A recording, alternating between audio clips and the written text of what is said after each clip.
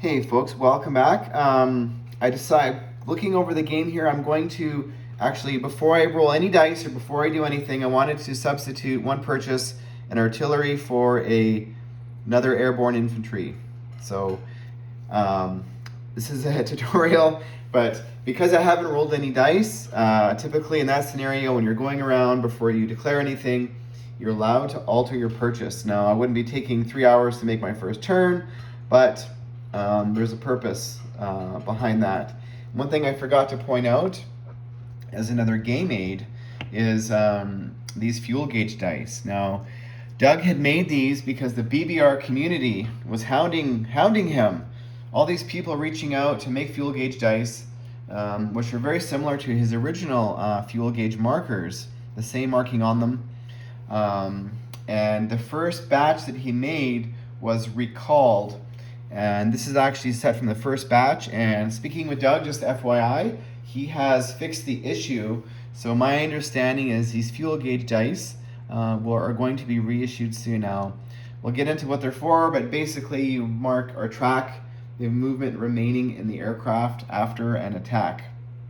So that is that. And I wanted to actually, forgot to mention something else very unique, because I don't think this has ever been done before, is that Sweden, let's talk about Sweden. I've got no Swedish units on the board. They do have a navy and some units there, but Sweden was neutral. But Sweden, actually doing some research, was very funny in the sense that they were neutral, but they were kind of helping the Germans. Now, how did they help the Germans? Well, in this proxy war in Finland that was going on and throughout later, is to help the Germans reinforce the Finns. The German units were actually going into Sweden and using the Swedish rail to get to the Finnish front. So that is allowed in this game. So the Germans, not declaring war on Sweden, can, if they were to get a transport and go to Stockholm or go to here, they can actually, as many units as they want, ground units only, make their way into Finland. So that is another little wrinkle that we've added, and I kind of like these little historical funny things that happened. There's lots of them, and every country was different, and how do we bring that historical element into the game? Now let's talk about the battles that we're going to declare. I also, when I do battles, if I'm going to annex a territory, I mark it in the same fashion. So this is a roundel, got yellow stickers on the backside. So I want to mark that I'm going to be annexing Hungary and also annexing Romania. Now, folks, I'm only declaring the first impulse battles now. I'm going to get into the other stuff later on. We're going to be attacking Western Poland. And I'm going to zoom in here. And Reims, which is the territory between Western Germany and Paris. Now, we're not going to be attacking Denmark and Holland on turn 1. Now, you have to be careful, folks, because you could restrict your naval movement. So say I did not, say I attacked, you could be in a situation where if you wanted to move your navy out and you attack Denmark on turn 1, just be mindful that these ships, you'd have to also clear that Z zone at the same time. So you want to be able to clear Denmark and not have to fight these ships. You want to be able to roll for those ships, not to fight them. So do not attack Denmark from the sea, but also know when you are attacking Denmark that this Z zone is now hostile. So you cannot pick up infantry, and you can also not attack over here, because you'd have to clear this sea. Keep in mind, you have to clear this sea zone first. So that's the little wrinkle that sometimes people forget when they're doing their turn 1 and talking about complexity. These are the little things. And when Kurt and I play, we don't play for, we often have to get the rule book out and go over these little things. But this is something we've come across where we will allow each other to redo. Now, this is in a tournament setting, but these are the rules. If you forget, your partner could say, well, you got to clear the sea zone first, so now your ships are blocked. That movement is blocked. So just be aware of that, folks. And I think there is another little wrinkle where if you can go around Reims, or if you go into if you attack Reims from Holland, the fortification is voided, but that means you're not capturing Paris on turn 1, which so what the fortification does, for those of you who don't know, I've got all the Reims units here, is a fortification adds +1 in defense for up to 10 infantry, and gives you another 2 that are +2 defending at +5. And all the attackers are -1 on the first round of combat. So that can be, so you have to know when you're doing the attack that you have to take into account whenever you see a fortification, you know, and I've got all the West Poland units here as well. So bear in mind, folks, this is a very complicated first turn. So the first thing, let's get into the naval attacks first, because maybe that's the easiest. So remember, folks, the coastal subs cannot go out into this sea zone here and go across to here. They have to remain along the coast of Europe. So even though they're a little cheaper to buy, they cannot make their way to Canada. So we could go this way down here to attack these guys, but we're trying to set ourselves up to make sure we kill this fleet off of Canada. But then we're hoping to come back after and amalgamate and take a run at this British Navy here, even if we don't kill it, because these planes can all scramble and hit submarines. And so we're probably going to lose a lot there. But what we want to do is, remember, subs, because they can't hit planes, we want to kick the crap out of this UK Navy off the coast of Liverpool and London here. So that is the objective there. So how are we going to do that? Well, a submarine in Sea Zone 22 is going to sail to Sea Zone 21. The 2 submarines in Sea Zone 27 are going to also join, and they're going to go to Sea Zone 21. And 2 submarines in Sea Zone 28, they're going to go 1, 2, and join that attack. So that's a pretty potent attack, folks. Now remember, we are declaring war on the UK because we're going to be attacking. So this, at the end of the turn, just remember, actually, I'm just going to do it now. This submarine has to clear this sea zone. He's just going to go down there, get out of the way, just so I don't forget. Now, the other naval battle we're declaring is the Sea Zone Battle of Sea Zone 17. So the submarine in Sea Zone 16 is going to go in to Sea Zone 17. There is a submarine already in Sea Zone 17, so he's going to join in that attack. And the 2 pocket submarines from Sea Zone 18 are going to join in, and also another 2 submarines from Sea Zone and the 2 destroyers.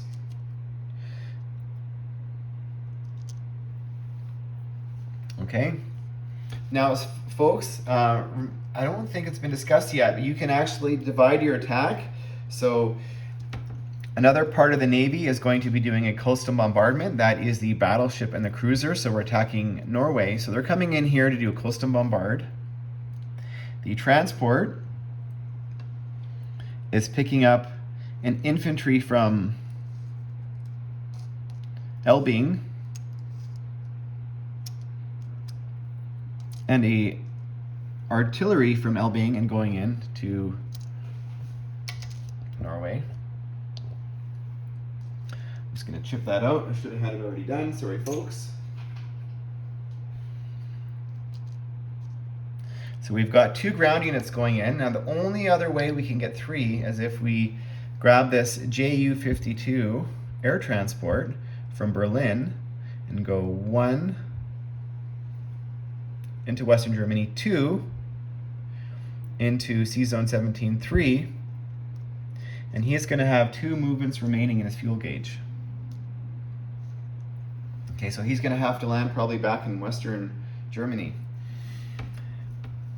Okay, supporting that attack as well, and now these are the only fighters that can reach. So from Western Germany, the fighter and tactical bomber there in Western Germany are also joining that attack. Now remember, folks, there's a lot of AAA in certain territories, or AAA gets a fire at every shot. So on your turns, you want to strategically do your turns so that the territories that you're attacking that have AAA, you want to use more ground units, and the ones that have less, you want to use your aircraft. Now, that doesn't work in every scenario, but I try to do that the best way that I can. So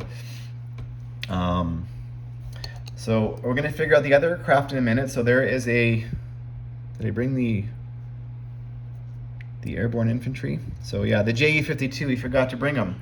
So he's bringing the airborne. So we've got 3 ground units in, a fighter, a tactical, and a close and bombard. So hopefully that's enough. We're going in with overwhelming odds. So we're attacking Reims. So everybody from Western Germany, I think it's 6 infantry are going into Reims. The 4 infantry from Bavaria. The mech from Western Germany, the mech from Bavaria, the mech from Berlin, and the 3 armor from Stettin.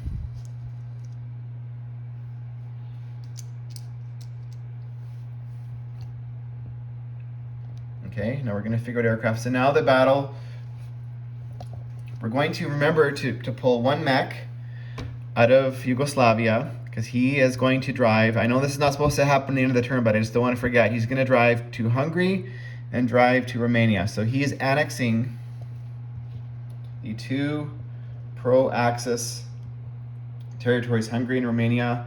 A mech from Yugoslavia came through. So now in Elbing, the mech and 2 infantry and 2 armor are going into Western Poland. So we're going to put them on the board here.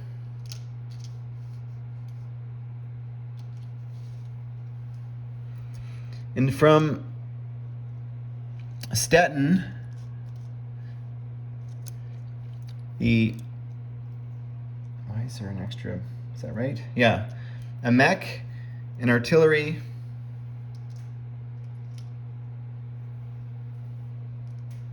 are also going to Western Poland. And from Yugoslavia, there's another mech that's left behind. So a mech and let's do 2 infantry. And yeah, we'll do 1 infantry, which is a little bit thin. Actually, we're going to do 2. We're leaving 2 infantry behind. So I'm going to actually do this. Sorry, folks. So I'm trying to set myself up to make sure that we have enough in Austria, right there next turn, to attack Yugoslavia. So these tanks, these 2 tanks and these 2 cavalry, they're in Berlin. They're going to come down to Austria. And actually, yes, I remember now, the train can bring units down. So yes, I forgot about that. So this train, folks, the armor train, can actually bring 3 ground units down. So probably the infantry, if that's what we decide to do.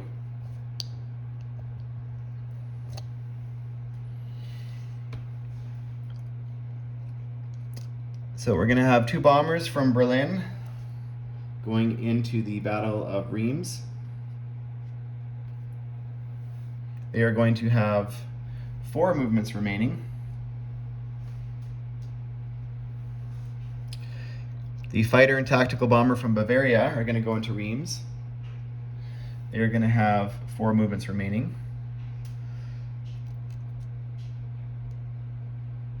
Oh, there's another fighter there that I forgot to put in.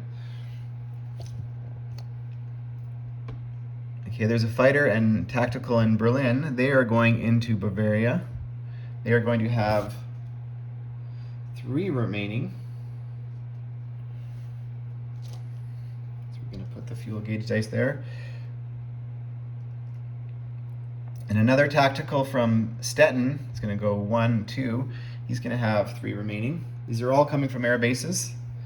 And we've got 2 fighters and 2 tacticals left. one from Stettin and the other two from Czechoslovakia, they're all going to go one space into West Poland and have 4 remaining.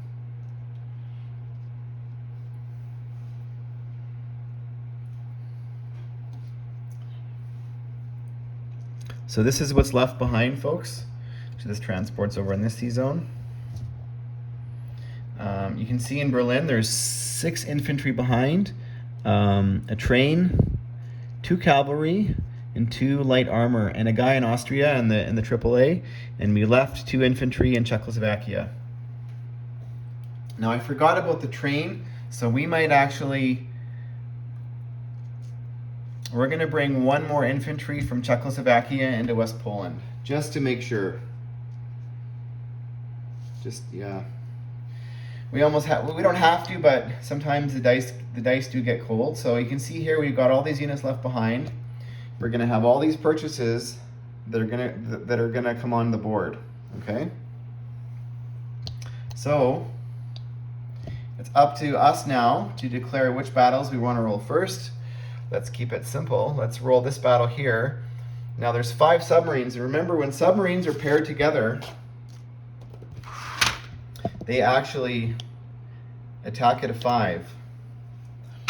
So we're going to have 5 submarines attacking at a 5. Now the destroyer, in terms of submarine combat, can detect up to 2 submarines. So that means that 3 submarines can get a sneak attack on the 2 transports.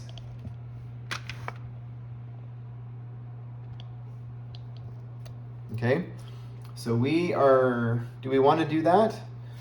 No, we don't. Yeah, let's do it.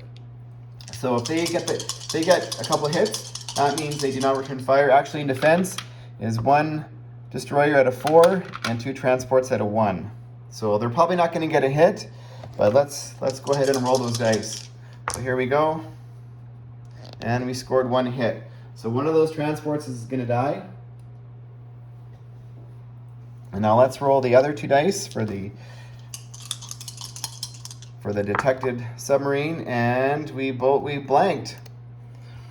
So in defense, we roll a 4 and a 1, and we got a hit, so we lose a submarine. So going into round 2, do we want to target select or just roll? I think we're just going to roll. So 4 at 5. And that's what we needed. We got 2 hits. We got a 3 and a 4. So coming back, we have a 4 and a 2. And both misses. So that C zone is clear. And we lose 1 submarine. In the other C zone battle, the C zone of 17, we have now the 2 pocket subs. They attack at a 3, but paired together they're bumped up to a 4. So that's how I'm going to declare that. The 2 destroyers, there's 2 destroyers, they're going to be a 4. And there is, looks like 4 submarines. Wow. I think this lone British destroyer is going to die. So that's 4 at 5 and 4 at 4. And let's just roll them together. I'll use this dice. That is going to be the British destroyer, so that's 1 at 4.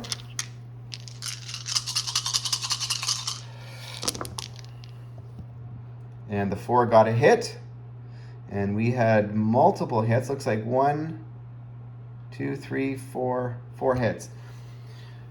So we're going to lose a pocket sub, so the British destroyer is dead. Next, we're going to do the battle for Norway. So into that battle, we have the airborne paradrops at a 3. The artillery is paired infantry, so they bumped up, so they're at a 3. The close-in bombard of a cruiser, that's a 4. And close-in bombard of a battleship, we're going to say that's a 6. And 2 7s, because that's a a veteran fighter, and a tactical is at a 7. So we're going to use 2 green dice to represent that. Now, just to clarify, folks, the fortification cannot hit aircraft. So we have to roll the defense a little bit different. So the infantry is going to be the 4 or the 5. Everything's rolling at a 5 in defense, but just to clarify, this is the infantry and this is the fortification. So 3 coming back at 5. So we only need 1 hit to clear that territory, but they could essentially kill all 3 ground units, which means we would not take Norway. So here we go. We're going to roll it all together. So we just need 1 hit. May seem like overkill, but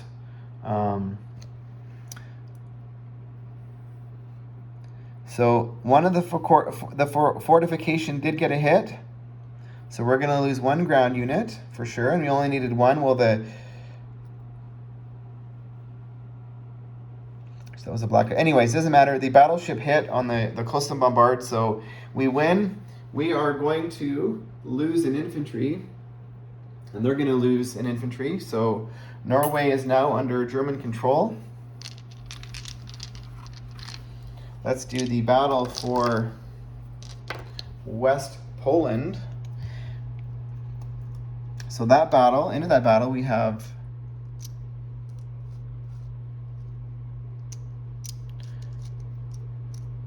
one, two, three, four, 6 at 1. So I'm going to lay that out. Those are going to be the white dice.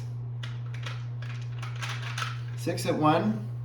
These are 2 at 3, so those are going to be black dice. 2 at 6, those are going to be red dice. And 3 at 7, those are going to be green dice. And coming back, we have 1, 2, 3, 4, 5, 6. 6 at 4, those are going to be gray dice. And we'll say a blue dice is the 6, the fighter. Okay. Now I'll keep them separate just so we know. And let's actually, if we can, I'll just bring this in here. Try and roll it close so we can kind of keep an eye on what's happening. So these are the infantry. That's the paired infantry. That's the 2 armor, and this is the aircraft. Okay. So we need 7 hits. Now usually the infantry don't do too well. So that is a hit. It's another hit. And so 4 hits round 1. So we're just going to move 4 infantry back. So we know. Now this is the defense. So there's 6 at 4 and 1 at 6 coming back. Now this is a nice thing about having multiple colored D12s. You can find a dice to represent a different color and roll everything together. So that is a bad roll for Poland. That's only 1 hit in defense. So we're going to lose 1 German infantry. These are the casualties round 1. Oh, this is going to be... You see, you're hoping the battle that's really important is the battle for Reims. So going into round 2, we have 5. We're going to just do the same 3 aircraft. And I think the tactical is actually bumped up. Anyways, we're not going to worry about it. I think the tactical is actually a bumped up one. We're not going to worry about it because it's attacking paired with the tank. But this is horrible for the Poles. So we need 3 hits to clear. And one hit. So maybe it's a time for the Poles to go on the strong defense. So we're going to move an artillery back. So in defense, they're going to have 2 at 4 and 1 at 8. Now, folks, You know, I just forgot about the tactical paired armor. In this game, you are going to make many mistakes. And in defense, we had 2 hits. So we'll lose another 2 infantry. So going into the next round, everything's the same, minus 2 infantry. We need 2 hits to clear the territory, and more than enough. The 2 tanks and 1 aircraft. So cleared, let's go into the defense. 1 at 4, 1 at 6. And 1 hit in defense, so we lose another infantry.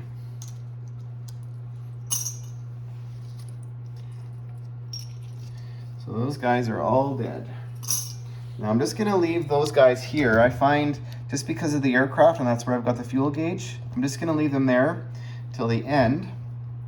So going into this battle for Reims, no, I have the armor there. Sometimes I know that's 10 infantry, so 13 at 2. Actually, it's at 1 for the first round. Those are there. And the bombers are 2 at 4, or 2 at 3. And these guys in the first round are they're all bumped down 1. So that's 13 at 1.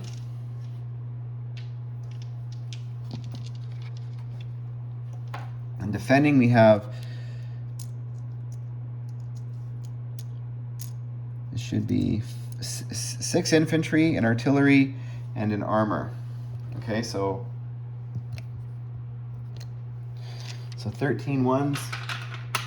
Now the fortification is in effect on the first round of combat. 2, 4, 6, 8, 10. So that's 13. The 3 tanks, which are at a 5, they're bumped down 1. The 2 bombers, which normally roll at a 4, but they roll 2 dice, so they're rolling 4 at 3. And thank gosh we brought in all those aircraft. And I think the tacticals are actually, now that I recall, they're at a 7, but paired with a tank, they're at an 8. So there's actually 3 tacticals.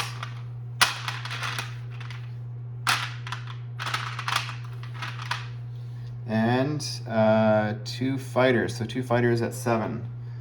So that's a lot of dice, folks, but you're going to be surprised when everything's bumped down 1, how, you know, you roll a bunch of 2s when you need a bunch of 1s. So it does make a difference, the hit points. So here we go, this is a fistful.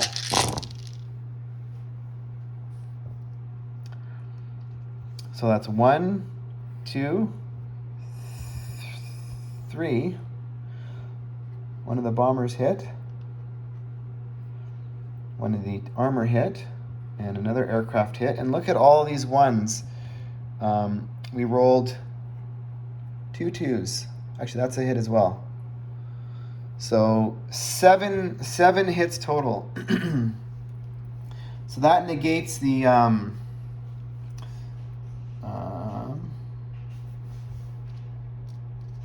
so after the first round of combat, the fortification is negated.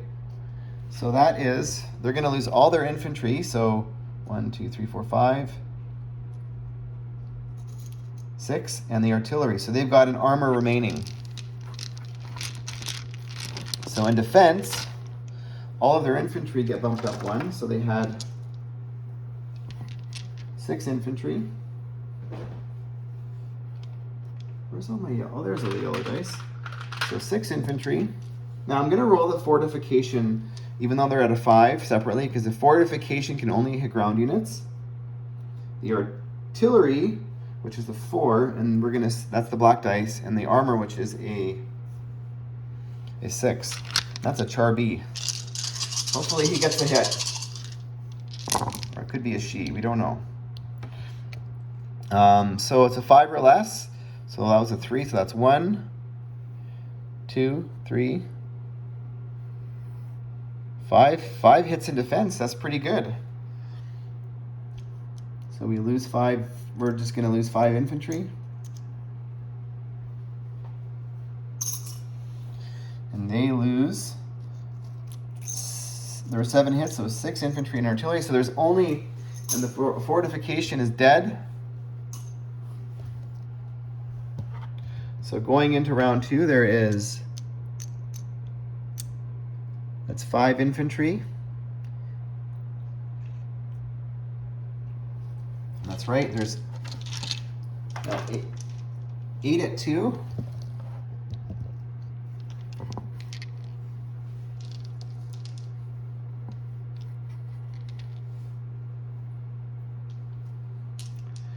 Three at 6 for the armor, 2 at 7 for the veteran fighters, and 3 at 8 for the paired tacticals. So we just need 1 hit. I think it's fair to say we're, oh yeah, and the bombers. That is 2 at, or 4 at 4. So way more than enough. So we're just gonna roll the defense.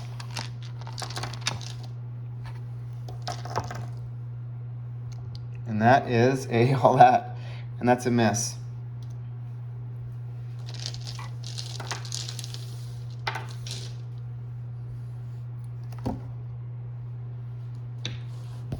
Okay, folks. So that was a lot, right? You can see how a lot happened that round. So now everything has to land. We're gonna say all the aircraft, they can easily make it back to Western Germany. So we're just gonna declare that. The bombers, everything's making it back. Non-combat movement. Oh, we lost the Graf Spee. So the Graf Spee that was here is going to make 2 spots over to here. It's going to go 1, 2. So it's going to end here. So it's a non-combat movement. We talked about the non-combat movement of the submarine here that went into here. All the aircraft is going to land in Western Germany. And the other non-combat movement is the cavalry are going to go 2 spaces into Austria. And these 2 light armor are going to go 2 spaces into Austria. The infantry in Yugoslavia is going to go to Austria. And 2 infantry on the actually let's do 3. 3 infantry are going to get on the train and they're going to drive to Austria. Now you see, folks, this normally could not have been done without these trains. So these trains, in some aspect, do help speed up the game. And the other 3 remaining infantry are going to go into Western Germany. Okay? Now, remember we have a transport still. Well, what do we want to do with that transport? Well, in order to pick somebody up, if we're going to attack Denmark, we'd have to go into Western Germany, which we could do, or we could build a guy here in Stettin. So that was the plan when we did our build. So now we're at the phase where we can just imagine all these aircraft are back here. Okay? So we are going to be placing an infantry and artillery in Stettin. That's actually a minor industrial complex there. I did not start the game with the industrial complexes on the board due to space, but I will put them on now. So there is a minor in Stettin, and a major in Berlin, and a major in Western Germany. Now just remember, folks, when you're doing your first turn purchase, you can only place 10 units in Berlin, so you can't just go heavy on infantry and buy, more than 10 units, because then, and thinking this is where you want to place your navy, because you don't want to get in a situation where you bought a bunch of infantry that you now have to place in Stettin or Berlin that cannot do anything on the second impulse.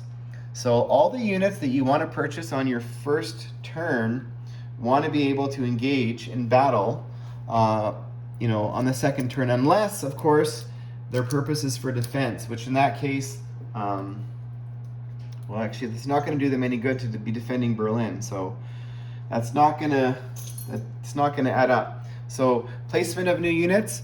we're going to place and a submarine and a pocket submarine in Sea Zone 17. We've already placed an infantry and artillery in Stettin. We're going to be placing 2 Panzer Grenadiers in Berlin. Actually, just one, because we've placed 2 units at this factory, one here, so we've got 7 more. So we've placed 2 more armor in Western Germany. So that's 5, and we have 4 infantry going in to Western Germany. And the airborne infantry, which can now, that's why I switched it out, because the airborne infantry can be picked up by the Ju-52 air transport. And this is, folks, I'm talking about thinking ahead.